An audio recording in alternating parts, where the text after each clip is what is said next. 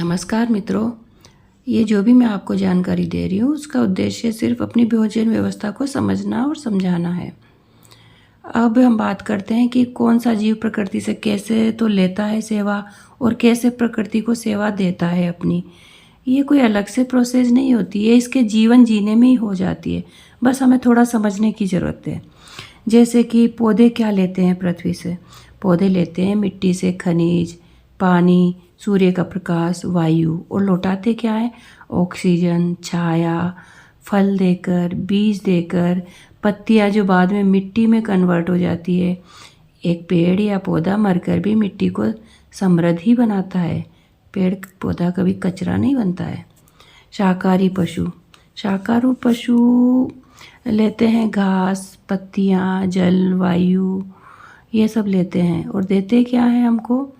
गोबर, खाद के रूप में बीज, मल के साथ चलते हुए मिट्टी को नरम करना। पशुओं का मल मिट्टी की उर्वरता बढ़ाता है और सूक्ष्म जीवों का भोजन बनता है। मांसाहारी पशु अन्य पशुओं को खाते हैं और देते क्या है? प्रकृति को सेवा। कमजोर जीवों को हटाकर संतुलित करते हैं प्रकृति को। बीमारी फैलने से रोकते हैं। वे संख्या को संतुलित रखते हैं। ऐसे ही छोटे जीव जैसे कीट, केंचुए, सूक्ष्म जीव ये क्या करते हैं? ये करते हैं सड़ा गली चीज़ें खाते हैं, मृत पौधे खाते हैं, मृत शरीर खाते हैं और मिट्टी को जीवित रखते हैं।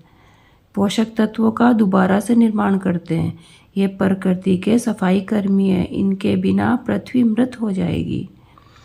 ऐसे ही पक्षी लेते हैं फल, बीज, कीट, ये सब खाते हैं और प्रकृति की सेवा करते हैं, बीजों को दूर दूर तक फैलाकर और कीटों को नियंत्रण में रखकर।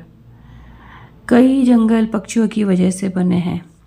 अब मनुष्य के बारे में मित्रों हम अगले एपिसोड में बात करेंगे, क्योंकि क्या मनुष्य लेता है और क्या देता है।